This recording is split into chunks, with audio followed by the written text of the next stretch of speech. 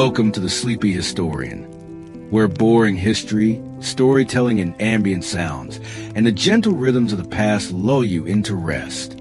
This is not your typical history lecture. This is a soft-spoken history documentary designed to be boring history for sleep. The kind of calm bedtime storytelling that lets your mind drift gently into another time and then into dreams. Whether you're here for relaxing history to fall asleep to, a soothing backdrop while you unwind, or simply hear something gentle and immersive before bed, you've come to the right place. So settle in, dim the lights, sink into the quiet comfort of your space, and allow your thoughts to slow. Tonight, we step softly into royal chambers, into embroidered slippers and velvet-lined halls, but not in the way you might expect. Because while we often imagine royalty as a life of diamonds and destiny, the truth is, it was quite often dull, repetitive, deeply constrained, and surprisingly human. Our journey begins in Tudor England, in the shadow of Henry VIII, amidst the scent of beeswax polish and rosewater perfume, behind the guarded gates of a royal palace. The Queen's day was not filled with lavish feasts and endless romance, but with obligation, precision, ceremonial tedium, and long, careful hours filled with whispers, glances, and controlled appearances. In this sleepy story, we'll follow a day in the life of a Tudor queen. We'll walk with her from her morning rituals, with embroidered undergarments and silken sleeves, to her long stretches of silent embroidery and listening to court musicians she didn't choose. We'll linger in the cold stone corridors where secrets echo and watch as she navigates a day filled with duty, etiquette, and sometimes quiet loneliness. This is boring history in the best way, where the ordinary becomes extraordinary through stillness, detail, and time. We'll cover the daily rhythms and rituals of Tudor queens, a quiet portrait of one queen's true experience behind facade, forgotten royal artifacts and customs of the court, and finally, how queens' lives compare to the noble and peasant women outside the palace walls. Let the rhythm of calm bedtime storytelling ease you into the past. This is not drama. It's not scandal. It's not battle cries. It's warmth, ceremony, silence, and the hum of fabric being folded, pages being turned, and history breathing softly just out of sight. Let's begin. Imagine yourself in the cold stillness of dawn. Not modern dawn, but Tudor dawn, just before the sun spills across the slate roofs of a royal palace. There are no alarms, no coffee brewing, just the distant clink of metal clasps being fastened, the quiet rustle of linen, and the muffled voices of servants beginning their day. Somewhere, a fire is being stoked in preparation for the Queen's awakening. The Queen does not rise on her own. She is raised. Her day begins not with solitude, but with ceremony. At the first light, the lady of the bedchamber arrives, accompanied by a small team of women carefully selected from noble families, not simply for their loyalty, but also their ability to maintain the strict decorum of court. They move quietly, their slippered feet whispering against the stone floors. The air is faintly perfumed with rose oil, a scent meant to soothe the Queen as she emerges from sleep. There is no privacy here. The act of waking, stretching, dressing, all done in the presence of others. It is performance masked as routine. The Queen's hair is brushed slowly, 30, 40 strokes at a time. Her chemise, of the finest linen, is carefully pulled over her head.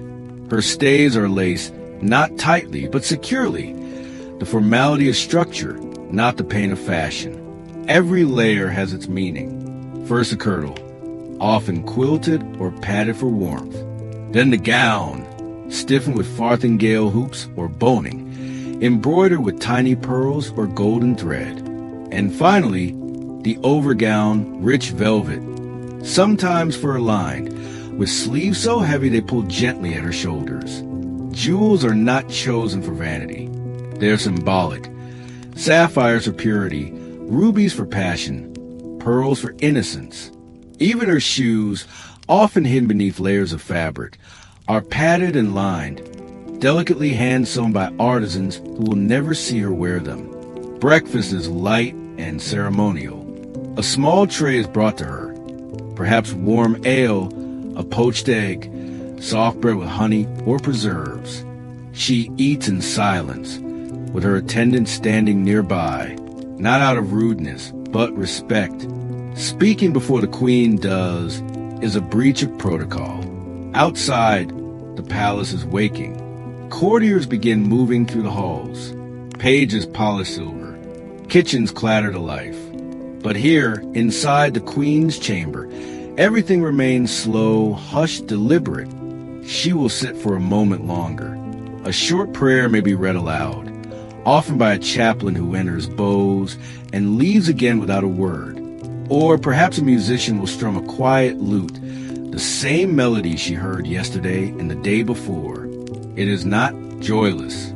There is comfort in repetition, safety in structure. This world was shaped to hold her in place, not to entertain, but to define. And as the Queen finally stands to begin the formalities of the day, a procession of meetings, greetings, and appearances, you begin to see. Her life is a tapestry of rituals, threaded together by duty, embroidered in silence. The morning now gives way to structure, not activity in the modern sense, but kind of refined choreography, where every gesture has meaning and every silence has weight. The Queen does not walk the palace as she pleases. Her movements are scheduled, her appearances planned.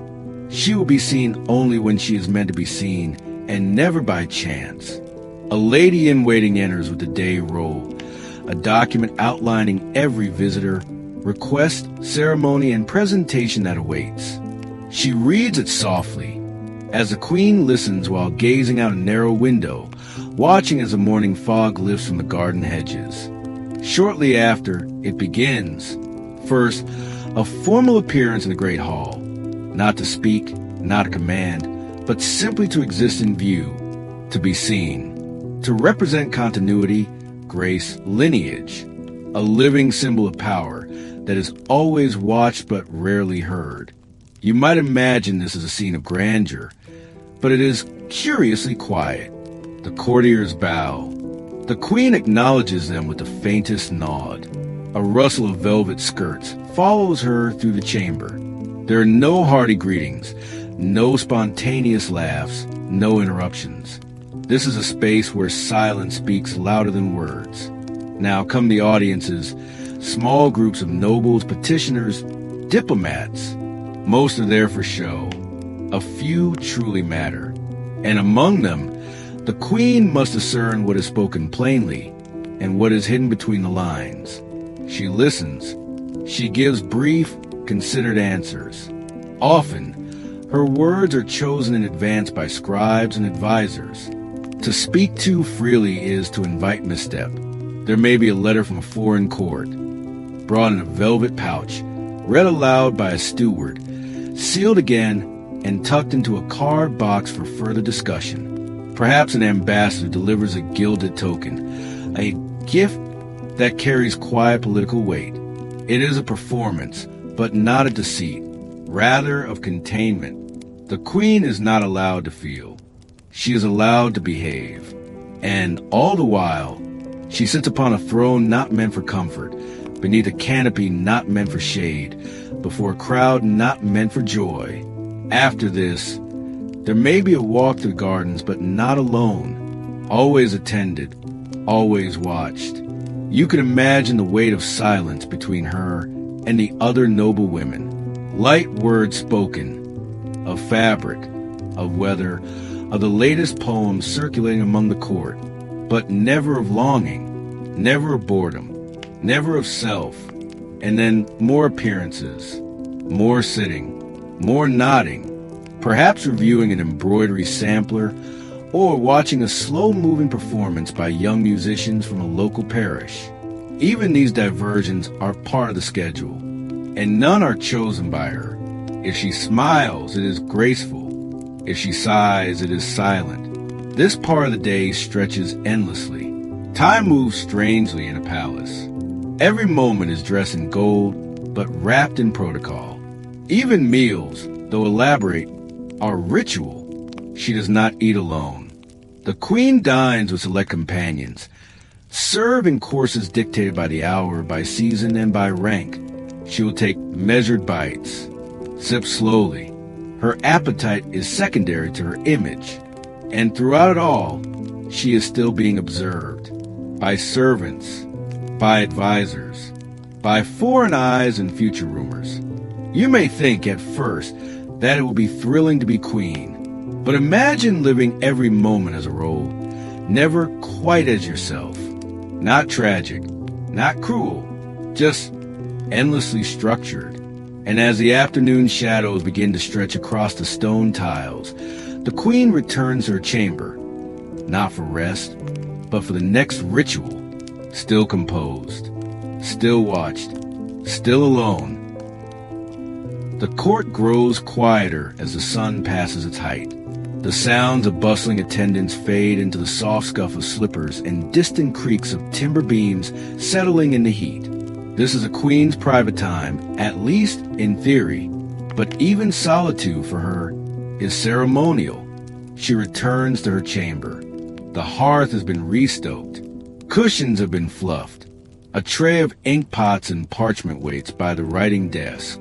Here, away from the performative spaces of court, the queen enters a different kind of duty. Letter writing is no simple task. Each letter must be carefully phrased, not only for its recipient, but for its future readers. Every missive might be copied, stored, or read aloud to others. The queen does not write her feelings. She writes her position. A message to a distant noblewoman may appear cordial, but each word holds layers. Favor, instruction, subtle reprimand. A reply to a suitor's ambassador must be diplomatic, even if it disguises annoyance or disinterest. And then there are the coded letters, the ones passed between queens and their spies, between sisters and advisors, cloaked in metaphor.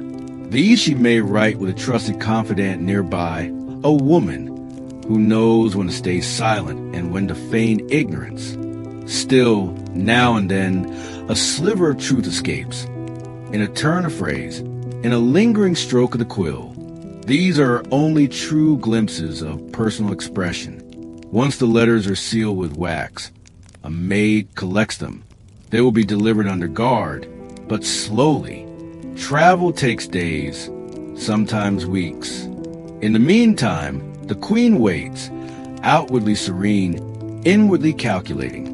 And then a moment of devotion. Every queen was expected to perform acts of piety. Whether she believed fervently or simply followed tradition, she would kneel, not on bare stone, but on an embroidered cushion before a small altar or prayer desk within her private chamber. The candle is lit. The room dims. Her voice is barely audible, just soft whispers of Latin psalms or English prayers. Her eyes may wander the floor. Her thoughts may drift for the child she lost, or the king she barely knows, or the freedom she once imagined as a girl. Even devotion is a duty. The queen is a moral figure, a spiritual anchor. Her prayers are not her own. They are offered on behalf of the realm, for harvest, for peace, for heirs. And after prayer, perhaps a moment of embroidering or reading, if permitted. Some queens were taught Latin. Others were not allowed to read beyond scripture. Some kept books hidden behind thick tapestries, sharing romances and poetry among their women. Others read aloud from devotionals, with slow reverence. Then come the wardrobe changes. Yes, again, the formal gown of court is loosened, replaced with a softer robe. Still fine, still laced, but less rigid. Her hair, once pinned tightly, is now brushed loose, the heavy jeweled headdress removed and set carefully on its stand. You might expect this to be a moment of comfort, but even now there is an awareness, a hesitation, a pause before each gesture, because even here, even alone, she is rarely unobserved. A servant may be folding linens nearby. A guard may be posted behind a wooden screen. A lady-in-waiting may be pretending to nap in the corner. The queen cannot weep freely. She cannot sigh too loudly. She cannot remove the mask, even now. And so, as twilight sets in and the golden glow from the chamber windows fades into a gentle gray, she simply waits. Let us gently leave the candlelit chamber behind now and step backward in time, before the throne, before the titles, before the watchful eyes and whispering courtiers. There was a girl, one born not into simplicity, but into layers of expectation. No Tudor queen was born into anonymity. Whether she emerged from a powerful noble house or the fringes of foreign royalty, her childhood was a preparation for a life she could scarcely imagine. Imagine yourself in a great manor house. The scent of beeswax and old wood lingers in the corridors. The young girl, perhaps no more than 6, walks carefully across the flagstone floor, her small slippers making the faintest tapping sounds. Already, she speaks in full sentences with careful grace. Already, she has been taught when to curtsy and to whom. A nursemaid teaches her the Psalms in Latin. A tutor drills her in handwriting, posture, and the lineage of kings. She learns not just to read, but to read with purpose, scripture, etiquette manuals, and occasionally a copied poem if the household permits. And then there are lessons in behavior. She must not laugh too loudly. She must not eat too quickly. She must not run, even in the garden. Imagine that. A childhood shaped by restraint. Still, there's affection, but it, too, is careful. Her mother kisses her forehead, but always in the presence of others. Her father praises her embroidery, but never coddles her. There are moments of play, but always with a watchful chaperone nearby. From the age of 10 or so, she is made to observe the affairs of adults. She listens to counselors and clergy. She watches as letters are delivered and discussed. She begins to understand that her future is not hers to shape, but to accept. By adolescence, everything changes again. Now, she is trained to represent her family. Her wardrobe becomes elaborate. Her hair is styled daily. She speaks less often and listens more. And behind closed doors, her name may already be whispered among matchmakers, advisors, and kings. For the queen-to-be, marriage is not love. It is strategy. She may be promised to a prince she has never met, or to a widowed king twice her age. She may be sent abroad to live among strangers, learn new language, adopt foreign customs. Or she may remain in England, surrounded by half-familiar faces, always aware that her alliances could shift with a single royal decree. But even as a teenager, she understands. Her worth is bound to her image, so she learns to walk slowly, to answer calmly, to smile without eagerness. At 15, she might already appear 30 in her composure, and yet she is still a girl, one who dreams of simpler things. Perhaps a private garden, or an hour alone with a book, or a warm loaf of bread, not shared at a ceremonial meal. The day of coronation, should it come, is not always a moment of triumph.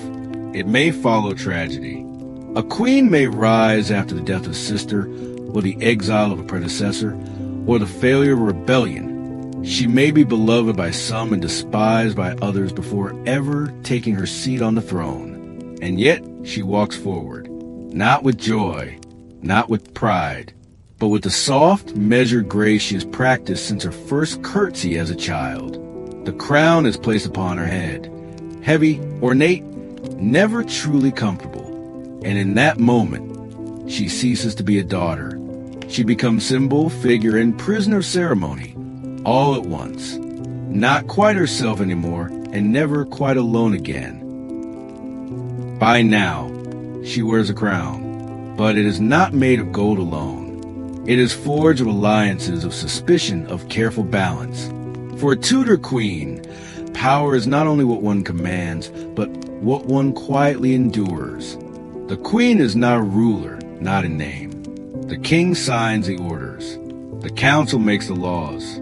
But within the shadows of that grand machine, she moves subtly, gracefully, purposefully. She begins her morning audiences, short meetings, some formal, some not. A minor noble requests favor for a cousin. A bishop seeks clarity on a matter of virtue. An envoy from France offers greetings and veiled questions. Each meeting is brief, cordial, and filled with undercurrents. The queen must be a diplomat. She must remember names, recall past conversations, detect motives without asking too much, and always, always offer nothing beyond what she intends. When she walks through the great halls, it is not as a woman passing by. It is a procession, even if there are no trumpets, no ceremony. Every move is watched. Every gesture may be recorded by someone. A servant, a visitor, a rival. Did she smile too warmly at Lord Seymour? Did she frown when the Chancellor bowed? Did she delay her step by half a breath at the chapel door? Even her silences have implications. And then, beyond the visible routines, there are letters, more than we saw before. Some addressed in delicate hand to family, some in cipher, for allies across the channel, some burned before they could ever be read aloud. For the queen may have no council seat, but she may have influence, in whispered words to the king, in quiet reassurances to a nervous advisor, in selecting a tutor, a priest, or a lady-in-waiting. She cannot decree, but she can suggest, and she chooses her moments with infinite care. Now and then, a scandal blooms. Perhaps a maid saw too much.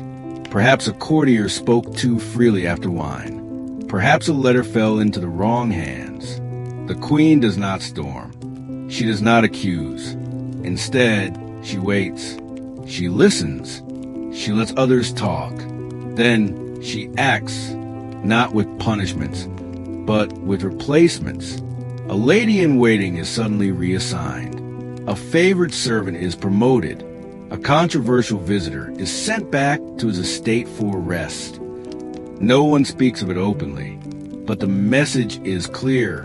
The queen sees and remembers, and still there are private wounds. Sometimes the king favors another, a court beauty, a foreign ambassador's daughter. The queen must smile, must offer blessings, must continue with ceremony, even as rumors collect like dust in the corners of her chamber. Sometimes she loses a pregnancy. There are no announcements, only a few quiet tears, a change in fabric at the waistline, a whispered prayer beside a cushion that smells faintly of lavender and loss. Sometimes her brother dies in battle, and she must wear black with grace. And yet within all this, she finds spaces of resilience, in a glance toward a trusted advisor, in a midnight walk through the palace gardens, in a single page of a hidden book, read slowly by candlelight. This is the queen at her most powerful, not in her command, but in her composure, not in speeches, but in her ability to listen, not in wrath, but in her stillness. So far, we've glimpsed her rise and the ways she wielded soft power.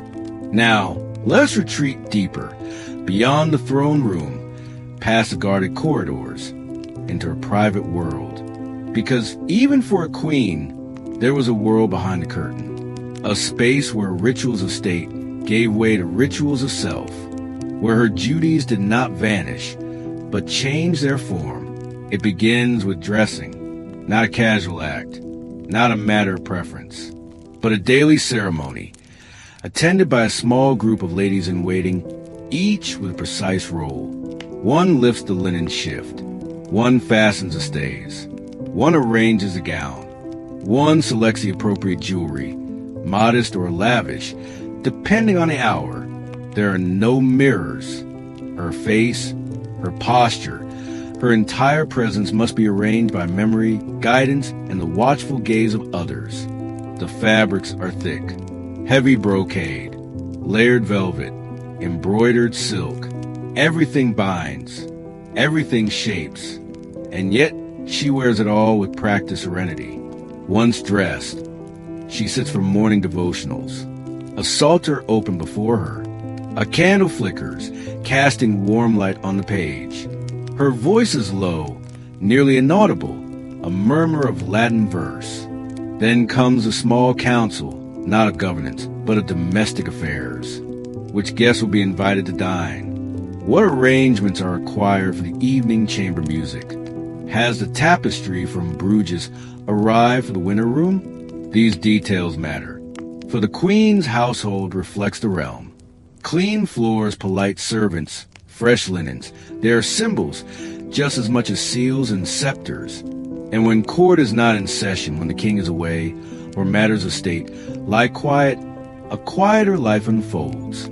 She might walk the gardens.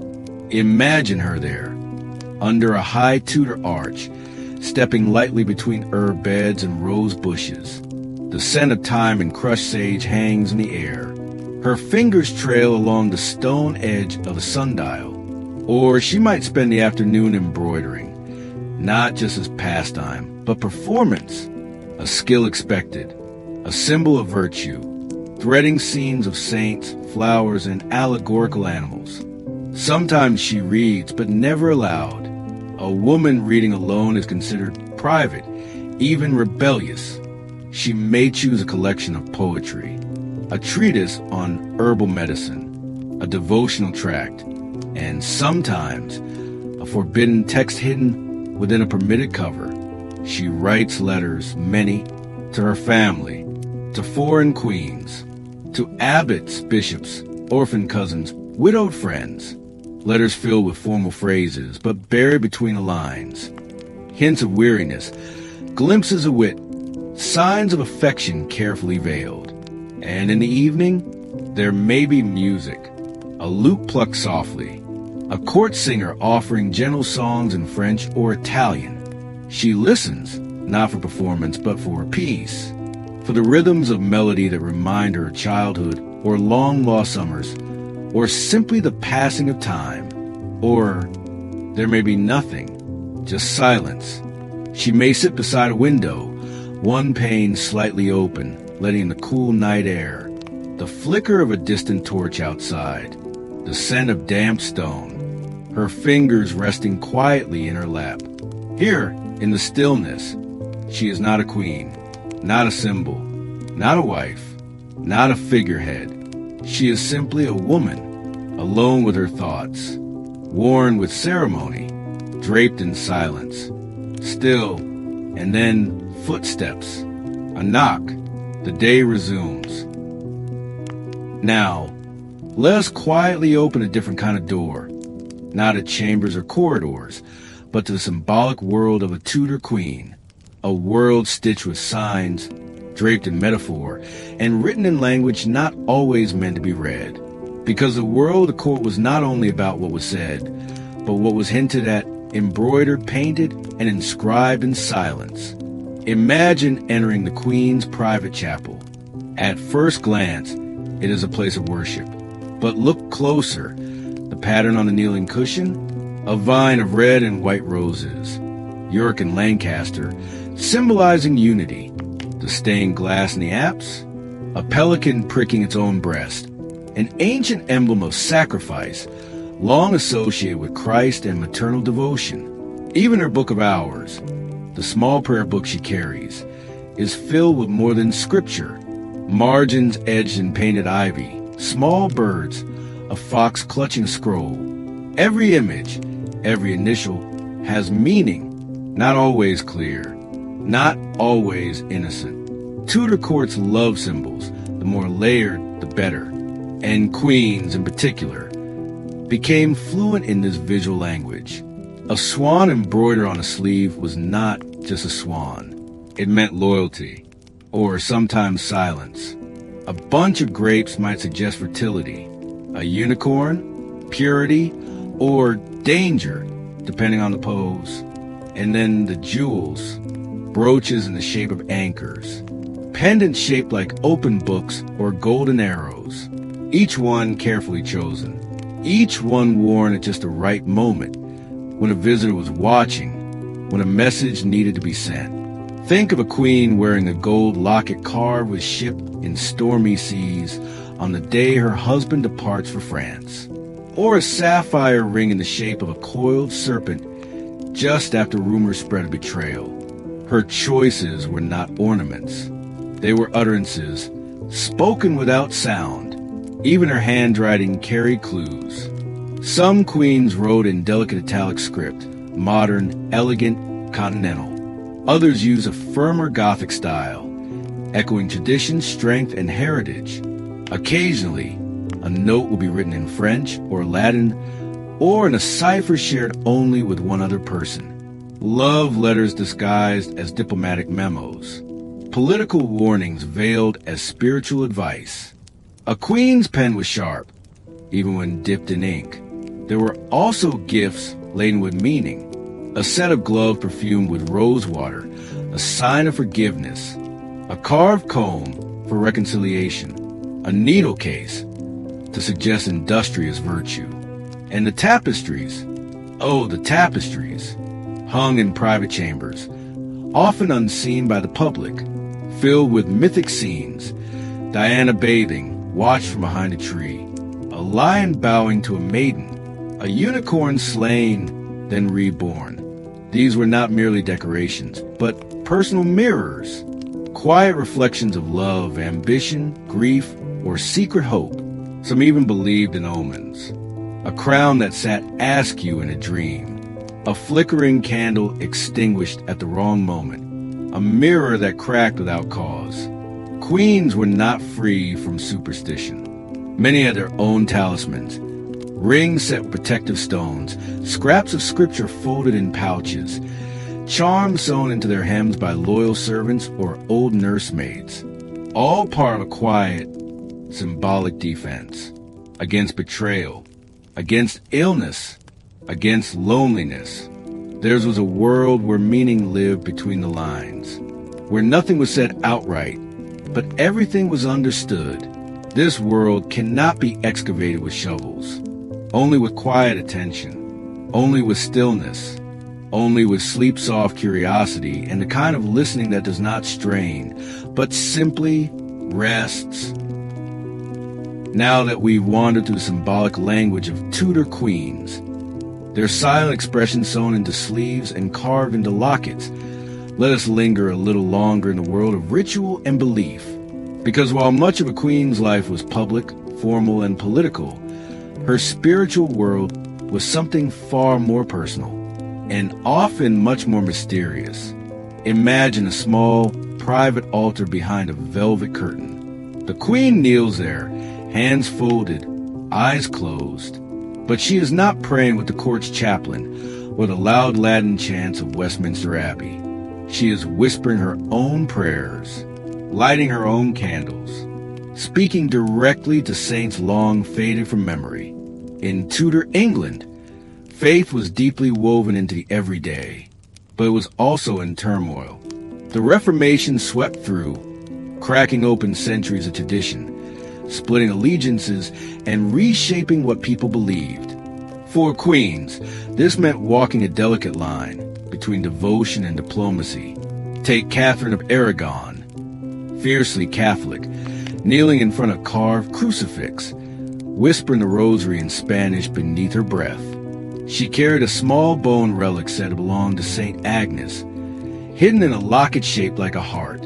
Now picture and bullion. She, too, was devout, but her faith tilted toward reform. Scripture in English, prayers spoken plainly. Her Bible bore her initials, painted in gold leaf. She had a copy of Tyndale's translation, long banned by the church. Dangerous, even deadly, to own. Yet still, she wore a pendant, an ornate A, with pearl drop hanging from it like a tear. Queens were expected to be the pious heart of the nation, but their personal beliefs were often more complex, sometimes even contradictory. In their chambers, they kept relics, fragments of saints' bones, slivers of the true cross, tiny ampoules of holy water. These were objects of comfort and protection, not for show, but for secret use. Some even consulted astrologers. Queen Elizabeth I had Dr. John Dee, a man who studied stars, spirits, and strange symbols. He charted horoscopes, cast predictions, and whispered advice on auspicious dates. Elizabeth trusted him, not just for politics, but for the rhythms of the cosmos. Other queens kept small charms tucked in shoes, rings engraved with protective inscriptions, girdles with prayers sewn into the inner lining, close to the skin, not spoken of openly, but always worn. Even the rituals of mourning held sacred, secret power. When a queen lost a child or a parent or a favored lady, she would retreat behind closed doors, black veils, black ribbons, black ink. For 40 days or more, she might not be seen. But behind those drapes, the rituals continued. Candles lit, masses offered, bread given to the poor, and always silence. These practices were as much for the living as for the dead, a way to hold grief safely, to bind it up in structured softness. The queen might wear a mourning jewel, a small locket with miniature painting inside, or a curl of hair, or a single pressed flower, not to show the court, but to carry with her, always. Some queens kept dream journals, parchment books with soft leather covers, where dreams were recorded not as fantasies, but as omens. A blackbird flying east, a river running dry, a wedding veil torn, even the seemingly mundane, the arrangement of candles, the placement of a chair, the time of waking, could carry significance. Patterns meant protection. Repetition meant order. These were not superstitions in the modern sense. They were quiet structures in a chaotic world. So imagine the queen again, returning to her private space after a long day of courtly duties. She removes her crown, loosens her sleeves, washes her hands in rose water, lights a single candle. She reaches into a card box, takes out a prayer card, its edges worn.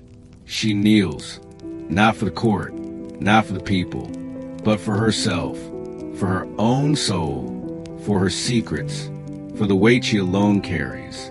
You are not watching this. You are only imagining it as you drift further into the soft, slow rhythm of boring history for sleep.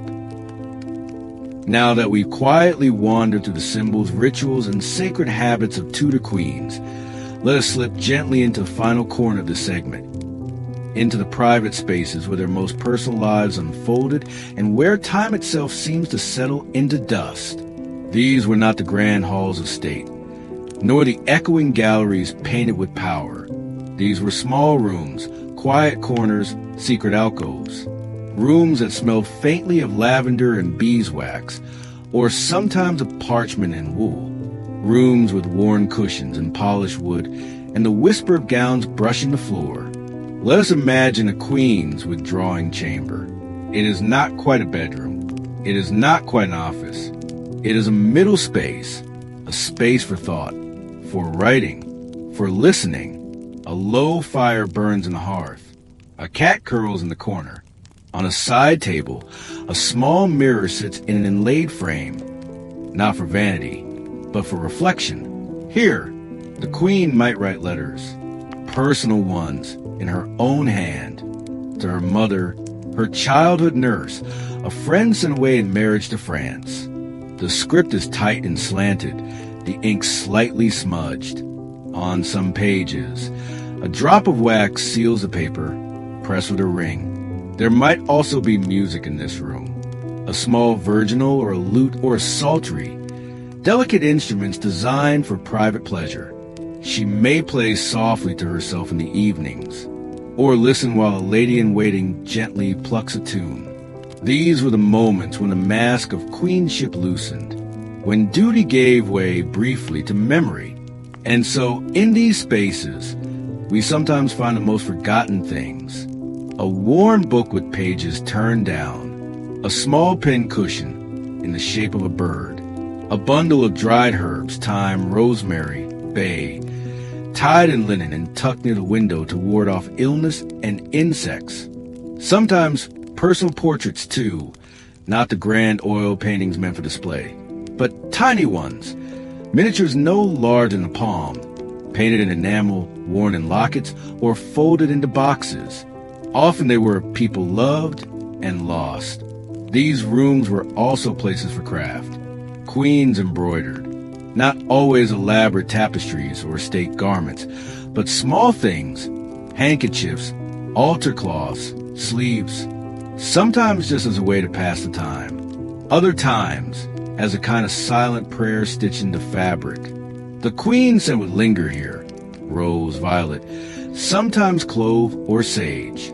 It clung to her gloves, her hairbrush, the linen cloth folded over her chair, all of it part of her, this queen who was not only monarch but woman in memory and solitude. Servants rarely entered without being summoned. It was understood, not spoken, but known that this room was the queen's refuge. Here, she could cry. Here, she could remember. Here, she could simply sit. Even historians rarely find these rooms mentioned in letters or inventories. They are glimpsed only in fragments. A cushion described in passing, a broken comb, a list of items packed for a journey, one small mirror, 2 wax candles, a hand-sized book of devotions. And yet these objects, humble domestic, carry the deepest echoes, because they are not about power. They are about presence. The quiet presence of a woman who, for a few brief hours, was not queen or wife or mother or hostage to politics, but simply herself.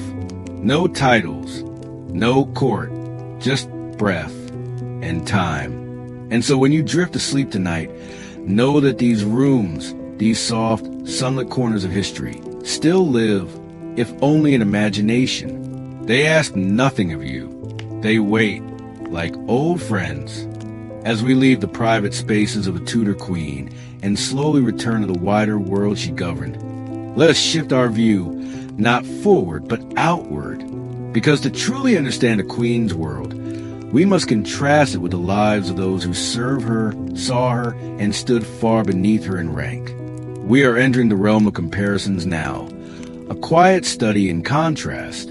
Let's begin with something simple: bread. The queen, like all her court, ate manchet bread, soft, white, fine-milled loaves baked from the best sifted wheat.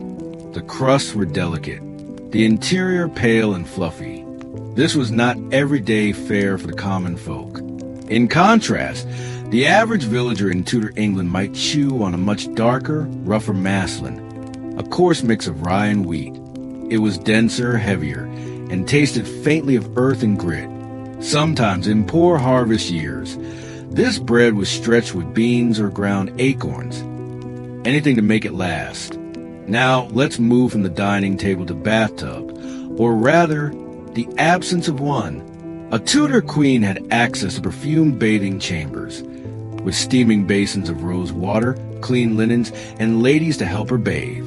Water was heated by fire, poured into silver basins or polished wooden tubs.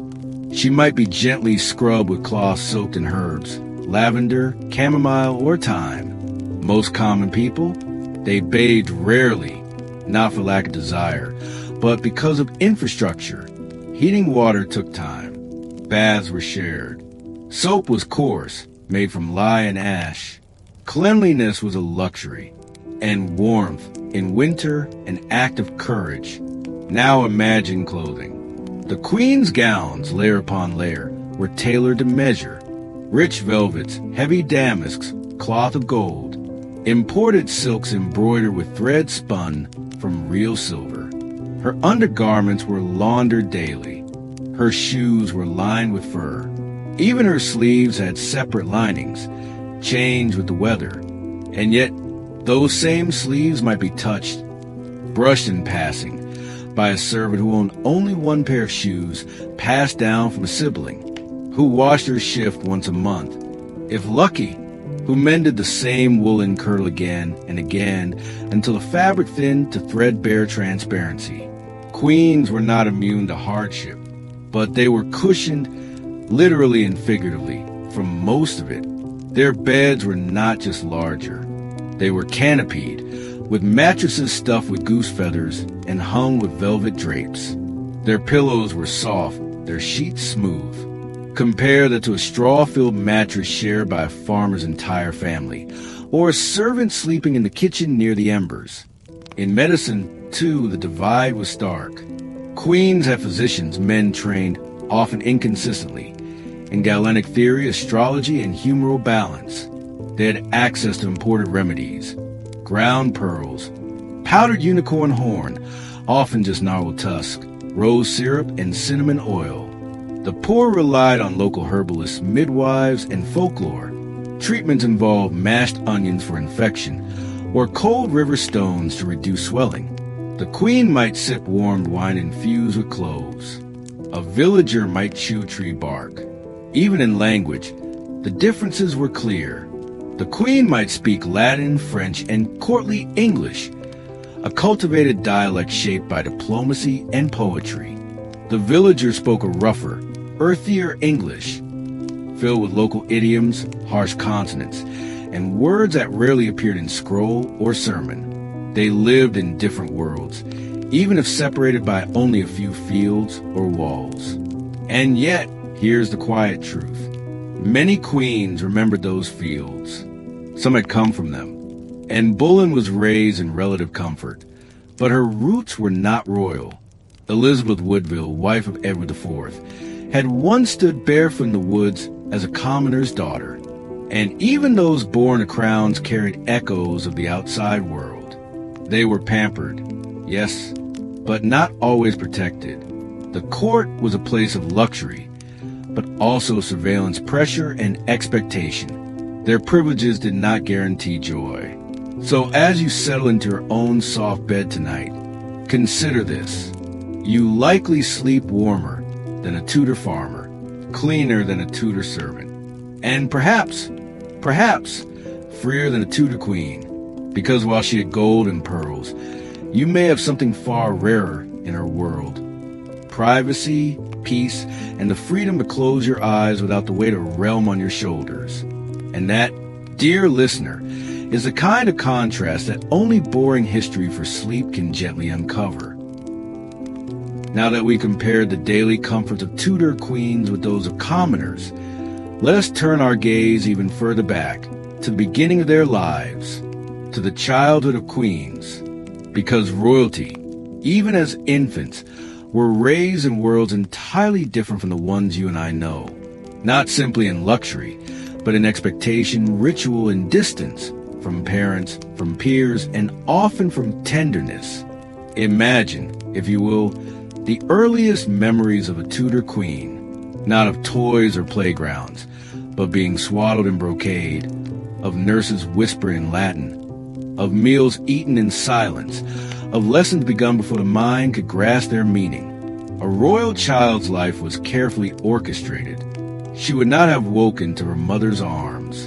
Instead, she awakened to the gentle murmurs of a nursemaid, or the rustling of linen curtains drawn open by a chamberer. She was washed, dressed, and presented not for affection, but for inspection. From the moment she could walk, she was being watched, observed for posture, for obedience, for grace. Every glance, every motion, every word evaluated. While the children of villagers played with sticks in the mud or helped chase chickens, the royal girl was sitting straight at a polished desk, copying Latin prayers or practicing her French conjugations. Even play was measured. A lute, a carved puzzle, an embroidery hoop. By the age of 7, a future queen might know how to curtsy to ambassadors, walk without swaying, and speak of gods with practiced solemnity. But what she learned, truly, what made her different, was not just etiquette or education. It was how to endure performance. She learned that her smile was diplomacy, that her silence was safety, that her beauty was a kind of currency, and that her words could carry danger. She learned that her body might one day become a treaty. These were lessons never taught to the daughters of brewers or bakers. Let's peek into her schoolroom. The windows are tall, but the glass is cloudy. A master Greek recites from a book. She listens, bored or focused. It makes no difference. She must nod, must repeat, must not forget. A second tutor waits to drill her in catechism, a third to refine her needlework. And yet, amid the rigor, she might still find moments of escape, tracing shapes in the condensation on the window pane, humming a tune under her breath, listening to the distant call of the dove, and imagining it flying far beyond the garden walls. She may receive gifts, a book, a miniature painting, a carved wooden horse, but these are not toys. They are symbols of duty, of virtue, of expectation. And while she learns scripture and courtly manners, she also learns something quieter, how to observe. She watches her elders, her mother's silence at the king's anger, her sister's carefully phrased words, her father's advisors bowing too low. She begins to understand power, not as something wielded, but as something survived. A peasant girl might learn to tend a fire, to milk a goat, to mend a ham. A princess learns how not to flinch when men argue over her fate in front of her. This is not to say her life was joyless. There were laughs with maids, tickle fights with siblings, pastry stolen from platters, and songs hummed in secret. But even these came with awareness. Someone was always watching. And one day she might be queen. And so, by the time she reached adolescence, she was not just educated. She was crafted into a mirror reflecting her dynasty's ideals. She had learned that emotion must be restrained, appetite must be concealed, and curiosity must be shaped into diplomacy. That love might be a duty, and duty a kind of loneliness. Yet she bore it, not with sadness, but with quiet readiness, because to be royal was not a gift. It was a role, a lifelong script, and she knew hers by heart. And now, as our slow journey nears its end, let us spend time in one last chamber, one most never entered, though it shaped everything. This is not a room with tapestries or velvet cushions. It is the inner room of a Tudor queen's mind. The hidden place where the crown sits not on her head, but on her thoughts. To outsiders, a queen sparkled. She stood still while artists painted her likeness. She processed through flower-strewn streets. She waved from balconies, gave prayers at altars, and sat, poised at long tables, with goblets of silver near her hand. But beneath the jewels and ceremony, there was pressure, a quiet, constant, inescapable pressure. Being queen wasn't a daily parade of silks and sonnets. It was a state of vigilance, a life of balance, of knowing that one careless word could shift alliances, that a misread glance could invite rumors, that a moment of grief, shown too openly, could be seen as weakness. Imagine beginning your day knowing that your smile is strategy, that every time you speak, dozens of ears are listening for meaning, for favor, for error. Queens had to think in layers, not just of fabric, but of meaning. When she accepted a gift, she weighed the politics behind it. When she greeted a noble's wife, she calculated loyalty.